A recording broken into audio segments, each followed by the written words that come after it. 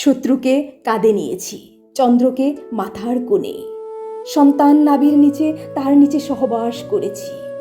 কখনো থেকেছি বধির হয়ে, কখনো অন্ধ সেজে, বৃষ্টিকে মাথায় নিয়ে রোদে কপাল পরিয়েছি। মৃত্যুর উপাত্যকায় জন্মে জল্লাদের উল্লাস মঞ্চে নেচেছি, যৌবনকে ঠেলে দিয়ে বারুদের সাথে খেলেছি। সূর্যকে চোখে বেঁধে আমৃত্যুকে টাই দিয়েছি। মৃত্যুর সাথে লড়েছি, আমি জুলাইয়ের অভ্যুত্থান এনেছি।